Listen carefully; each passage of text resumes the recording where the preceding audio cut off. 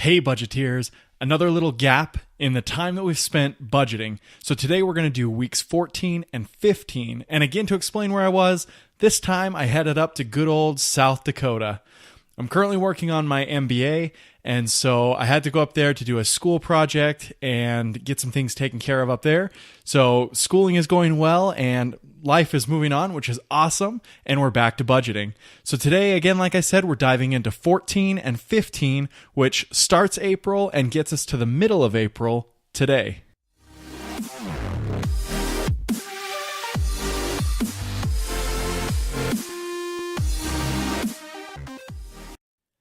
All right, budgeteers. So in the last video, we ended on March 31st. As you can see in the expense tracker, we went all the way to the end of the month, which means on this one, we are going to be creating April.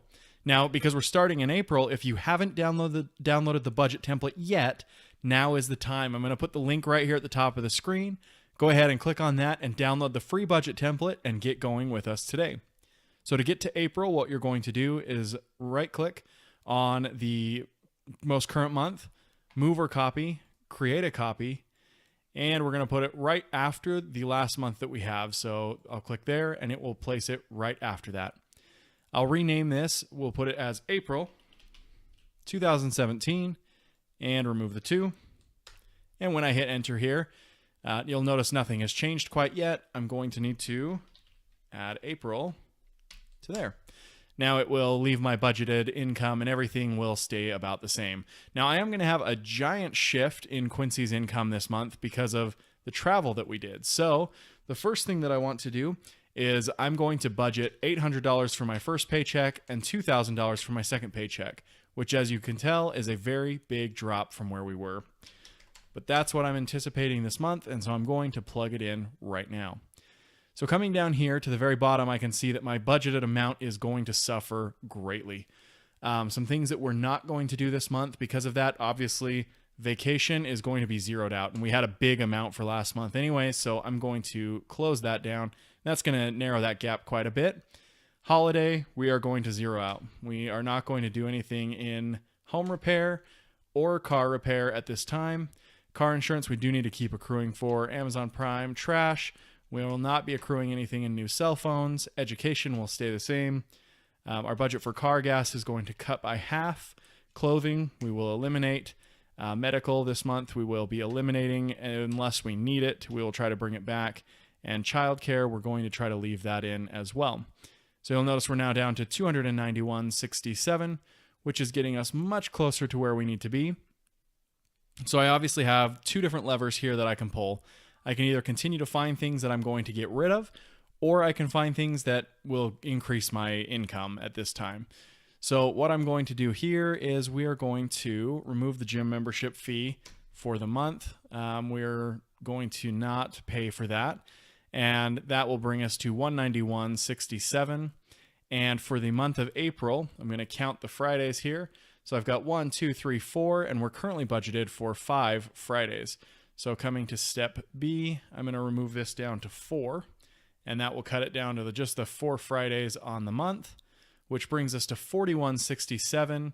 And if we're not doing a gym membership, we're going to remove the child care for this month. And now our budget should end with $8.33. So that right there is exactly what you have to do if you know you're going to make less or spend more in a month. You have to adjust around. And you might look at that and say, oh, that's really sad. You had to lower your vacation, your holiday, your home repair, everything. I mean, we knocked a lot down to zero here, but we are able to keep our house and Netflix and, have some good things around us. The other flip side of that is that we had an amazing 12-day vacation followed up by a week-long school trip for me. So, I mean, really, poor pitiful me, right? This is just one of those sacrifices you have to make to have fun and stay out of debt. You do have to cut things out when necessary. So what we'll do next is we'll jump to our bucket accounts, make sure everything looks stable here, and so far it does. Next thing, as we always do every month, we've downloaded our transactional history for the entire month, and I've got 13 of them. So I will go back over to the expense tracker, and we're going to add 13 rows.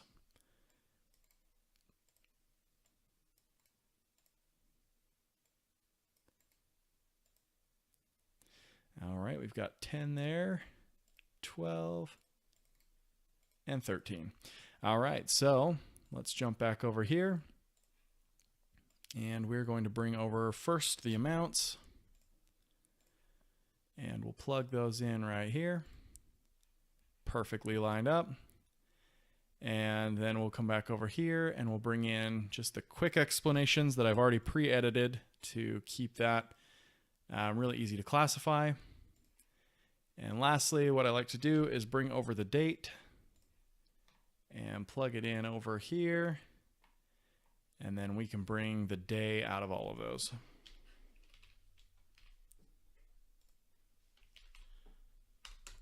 So I'll just take that day formula, drag it all the way up, and then I'll copy and paste it as values. Now I can remove these over here, and every one of these will be April, and every one of these will be 2017. So no problems there. April here. Oh, it doesn't like to do that. So we will jump 2 Aprils, grab both, and drag that up. Perfect. So now everything is classified. We just need to give it a good category level. So over here, we'll go sewer. This is our travel. I think we call it vacation. We have Quincy's income. This is where I got my $800. We have tithing, Hulu, week 1 of April, education, interest, another vacation expense, car gas, education, and internet. Those are all the things that have come through, and I like to leave one row above just so that I know that that's where I ended. So now I can jump back over to April, and we can see how we're doing here. We can see Hulu's been paid, sewer's been paid. Everything's looking pretty good there. I've got $800 out of the $2,800 in income, which is good. That means we're on track, and that's what I knew was coming. So we should currently have a checking account reconciliation of $2,051.29 according to our bucket accounts. Now this is where it always gets fun. We come over here and we find that vacation is now pretty much wiped out. Holiday budget is a little bit up there, which is good because we do have Easter this month that we'll probably spend some money for a little dinner and some treats or whatever else we might want for our kids. Home repair has some money in it, which is good. Car repair, car insurance is getting built up, which is great because I know that a payment is coming up here in the next couple of months. And everything's looking good except for this education bucket right here. I'm not loving the side of that. Car gas looks like it's probably overfilled right now. So if I need to, I'm going to move some of that over, but we'll see what happens for the rest of this month. I don't mind keeping a $25 deficit, but if it starts to get out of control, I am going to move some money over so that I can visually see that the money is there.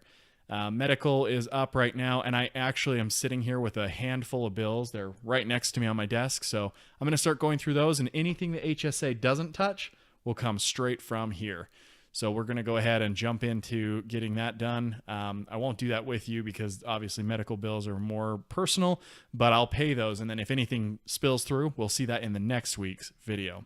So for right now, that's where we end. I'm going to go over and reconcile with my bank account, make sure I have $2,051.29, and if I don't, I'll make adjustments to make that the case.